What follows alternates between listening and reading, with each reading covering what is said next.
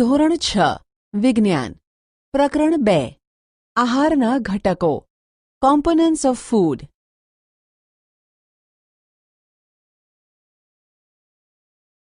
પ્રકરણ 1માં આપણે એવા ખાદ્ય પદાર્થોની યાદી બનાવી હતી જેને આપણે ખાઈએ છીએ. ભારતના વિવિધ ભાગોમાં ખાવામાં આવતા ખાદ્ય પદાર્થો વિશે પણ આપણે ઓળખ મેળવી હતી તથા તેને નકશામાં અંકિત કર્યા હતા. ખોરાકમાં રોટલી, દાળ અને રીંગણનું શાક હોઈ શકે છે. આ ઉપરાંત ભાત, સંભાર તથા ભીંડા હોઈ શકે છે. તેનાથી વિશેષ અન્ય ભોજનમાં ઇડલી, માછલી તથા શાકભાજી હોઈ શકે છે. પ્રવૃત્તિ 1. ખરેખર આપણા આહારમાં અનાજની બનેલી ઓછામાં ઓછી એક વસ્તુ તો હોય છે. બીજા ખાદ્ય પદાર્થોમાં દાળ અથવા માંસની કોઈ વાનગી તથા શાકભાજી હોઈ શકે છે. તેમાં દહીં, છાશ તથા અથાણું પણ સામેલ થઈ શકે છે. વિવિધ ક્ષેત્રોના આહારના કેટલાક ઉદાહરણો કોષ્ટક 2.1માં આપવામાં આવ્યા છે. પ્રકરણ 1માં દર્શાવેલ પ્રવૃત્તિ 2માં તમે દર્શાવેલ ખોરાકને પસંદ કરી આ યાદીમાં કેટલાક અન્ય ખોરાકને ઉમેરો તથા તેની કોષ્ટક 2.1 મુજબ યાદી બનાવો. ક્યારેક આપણે આપણા ભોજનમાં વિવિધ પ્રકારનો ખોરાક લઈ શકતા નથી. જ્યારે આપણે પ્રવાસ પર નીકળ્યા હોઈએ ત્યારે આપણે તે જ ખાઈ લઈએ છીએ જે રસ્તામાં ઉપલબ્ધ હોય. આપણામાંથી કેટલાક માટે તે શક્ય નથી હોતું કે તે આ બધા ખોરાકની વાનગી પ્રત્યેક સમયે ખાઈ શકે. આહારમાં વિવિધ ખાદ્ય પદાર્થોના આ પ્રકારના વર્ગીકરણનું કોઈ કારણ હોવું જોઈએ. શું તમે માનો છો કે આપણા શરીરને વિશિષ્ટ ઉદ્દેશ માટે વિવિધ પ્રકારના ભોજનની આવશ્યકતા હોય છે? વિભિન્ન પ્રકારના ખાદ્ય પદાર્થોમાં શું હોય છે? What do different food items contain? આપણે જાણીએ છીએ કે દરેક ખોરાકની વાનગી એક અથવા વધારે પ્રકારની સામગ્રી ઘટકોથી બને છે કે જે આપણને વનસ્પતિ અથવા પ્રાણીઓમાંથી મળે છે. આપણા આહારમાં શરીર માટે જરૂરી કેટલાક આવશ્યક ઘટકો હોય છે જેને પોષક દ્રવ્યો કહે છે. આપણા આહારના મુખ્ય પોષક દ્રવ્યો કાર્બોદિત, પ્રોટીન, ચરબી, વિટામિન તથા ખનિજ ક્ષારો છે. આ ઉપરાંત આહારમાં પાચક રેસાઓ તથા પાણી પણ સામેલ છે જેની આપણા શરીરને આવશ્યકતા છે. શું બધા ખાદ્ય પદાર્થોમાં આ બધા પોષક દ્રવ્યો ધરાવે છે? કેટલીક સામાન્ય પદ્ધતિ દ્વારા આપણે તે જાણી શકીએ છીએ કે કાચી સામગ્રી તથા રાંધેલા ખોરાકમાં એક અથવા વધારે પોષક દ્રવ્યો હાજર હોય છે. કાર્બોદિત, પ્રોટીન તથા ચરબીના પરીક્ષણ અન્ય પોષક દ્રવ્યોના પરીક્ષણની સરખામણીમાં સરળ છે. ચાલો આપણે આ પરીક્ષણોને કરીને તારણને કોષ્ટક 2.2માં લખીએ. આ પરીક્ષણોને કરવા માટે તમે આયોડીન, કોપર સલ્ફેટ તથા કોસ્ટિક સોડાના દ્રાવણોની જરૂર પડશે. તમને કેટલીક ટેસ્ટ ટ્યુબ, કસનળી તથા ડ્રોપરની પણ જરૂરિયાત પડશે. આ પરીક્ષણ રાંધેલા ખોરાક તથા કાચી સામગ્રી પર કરો. આ પરીક્ષણોથી મળેલ તારણોને કોષ્ટક 2.2માં લખી શકો છો. આ કોષ્ટકમાં કેટલીક ખાદ્ય સામગ્રી દર્શાવવામાં આવેલ છે. તમારું પરીક્ષણ તેની ઉપર અથવા અન્ય હાજર ખાદ્ય પદાર્થ પર કરી શકો છો. આ પરીક્ષણો સાવધાનીપૂર્વક કરો તથા કોઈ પણ રસાયણને ખાવાનો અથવા ચાખવાનો પ્રયાસ કરશો નહીં. જો જરૂરી દ્રાવણ તૈયાર સ્વરૂપે ન હોય તો તમારા શિક્ષક તેને અહીં દર્શાવ્યા મુજબ તૈયાર કરી શકે છે. ચાલો વિવિધ ખાદ્ય પદાર્થોનું પરીક્ષણ કરીને જોઈએ કે તેમાં કાર્બોદિત હાજર છે કે નહીં. કાર્બોદિત ઘણા પ્રકારના હોય છે. આપણા ભોજનમાં જોવા મળતા કાર્બોદિત સ્ટાર્ચ તથા શર્કરાના સ્વરૂપમાં હોય છે. જો કોઈ ખાદ્ય પદાર્થમાં સ્ટાર્ચ હોય તો આપણે તેનું સરળતાથી પરીક્ષણ કરી શકીએ છીએ. આયોડીનનું મંદ દ્રાવણ બનાવવા માટે પાણીથી અડધી ભરેલ ટેસ્ટ ટ્યુબમાં ટિંચર આયોડીનના કેટલાક ટીપા નાખો. કોપર સલ્ફેટનું દ્રાવણ બનાવવા માટે 100 મિલીલીટર પાણીમાં 2 ગ્રામ કોપર સલ્ફેટ ઓગાળવામાં આવે છે. 100 મિલીલીટર પાણીમાં 10 ગ્રામ કોસ્ટિક સોડા ઓગાળવાથી જરૂરી કોસ્ટિક સોડાનું દ્રાવણ બની જાય છે. પ્રવૃત્તિ 2. સ્ટાર્ચનું પરીક્ષણ. પરીક્ષણ માટે ખાદ્ય પદાર્થ અથવા કાચી સામગ્રીની અલ્પ માત્રા લો. તેમાં 2-3 ટીપાં દ્રાવ્ય આયોડીન દ્રાવણના ઉમેરો. ખાદ્ય સામગ્રીમાં થતા પરિવર્તનને જુઓ. શું તે ભૂરો કાળો થઈ ગયો છે? આ ભૂરો કાળો રંગ સ્ટાર્ચની હાજરી સૂચવે છે. આ પરીક્ષણને અન્ય કોઈ ખાદ્ય સામગ્રી સાથે પુનરાવર્તન કરીને તપાસ કરો કે કયા પદાર્થમાં સ્ટાર્ચ છે. તમારા તારણોને કોષ્ટક 2.2 માં લખો. પ્રોટીન માટેનું પરીક્ષણ. પરીક્ષણ માટે ખાદ્ય સામગ્રીની થોડીક માત્રા લો. જો તે ઘન હોય તો તેની પેસ્ટ, લુગદી અથવા પાવડર બનાવવાની જરૂરિયાત પડે છે. ખાદ્ય પદાર્થની થોડી માત્રાને વાટીને તેનો પાવડર એક સાફ ટેસ્ટ ટ્યુબમાં લો. તેમાં 10 ટીપાં પાણીના ઉમેરી બરાબર હલાવો. હવે ડ્રોપરની મદદથી ટેસ્ટ ટ્યુબમાં 2 ટીપાં કોપર સલ્ફેટના દ્રાવણના તથા 10 ટીપાં કોસ્ટિક સોડાના દ્રાવણના નાખો. બરાબર હલાવીને ટેસ્ટ ટ્યુબને થોડા સમય માટે રહેવા દો. તમે શું જોયું?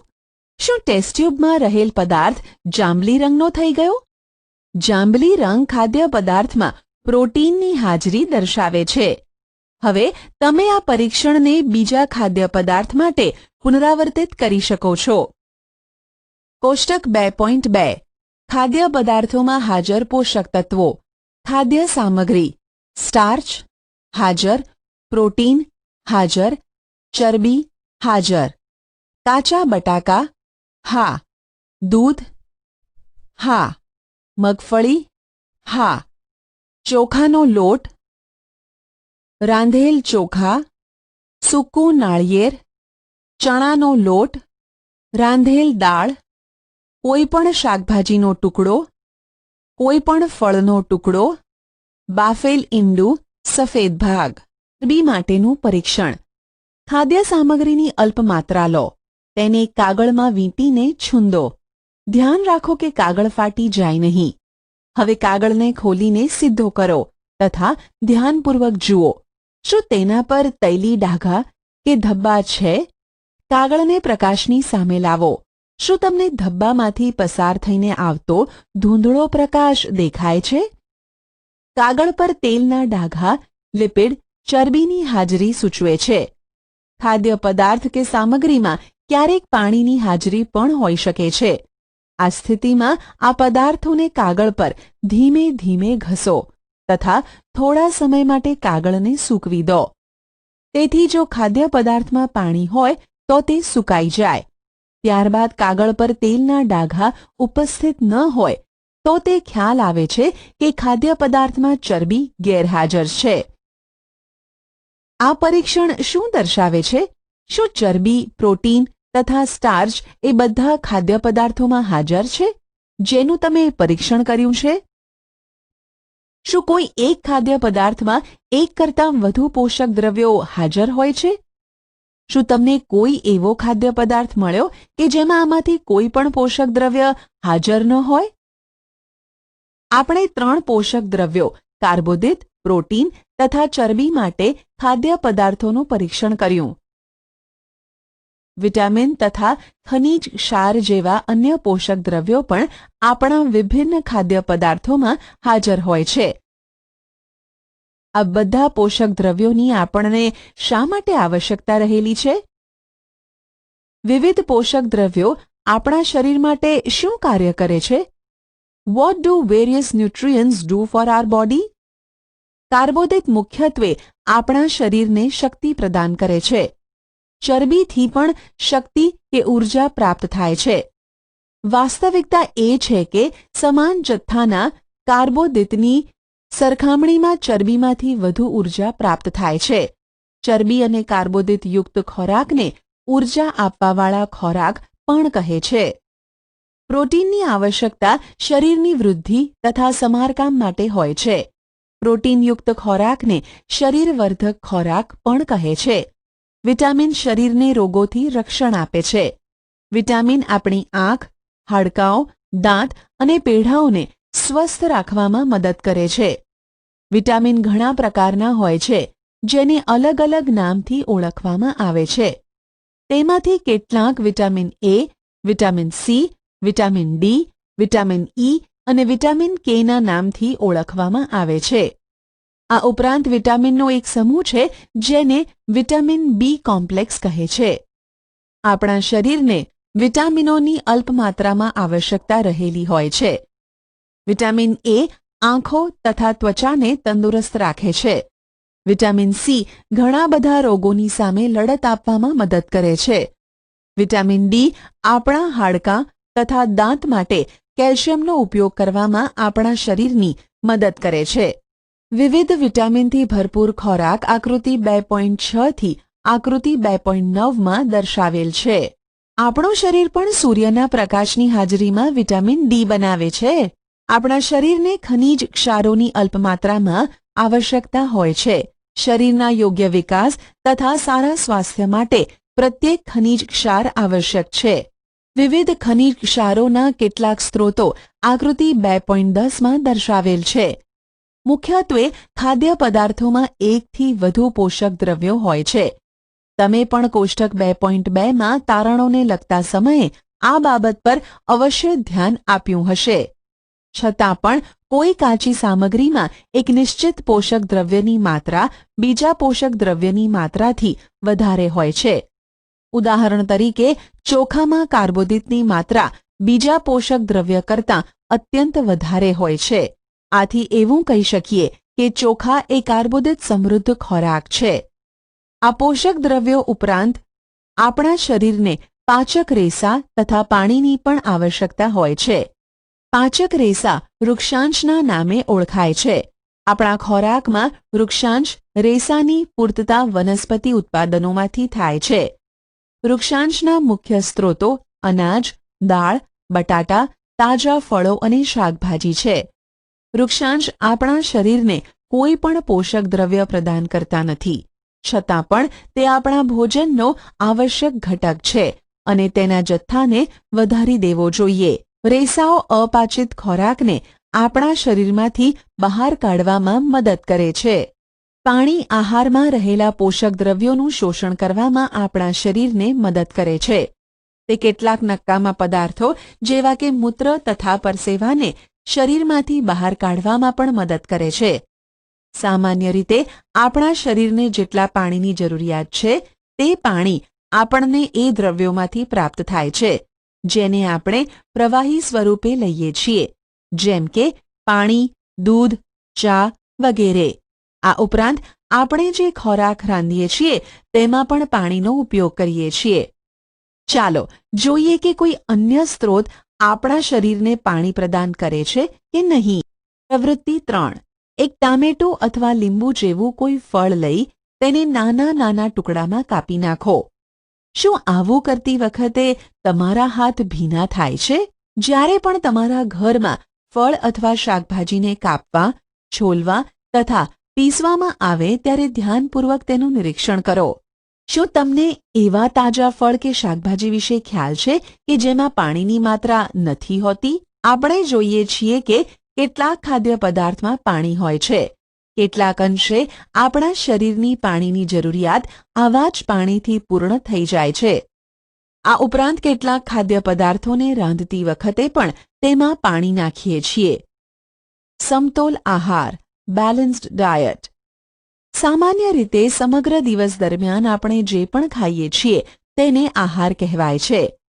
આપણા શરીરની વૃદ્ધિ અને સારા સ્વાસ્થ્યને બનાવી રાખવા માટે આપણા આહારમાં એ બધા જ પોષક દ્રવ્યો આવશ્યક માત્રામાં હોવા જોઈએ જેની આપણા શરીરને આવશ્યકતા છે.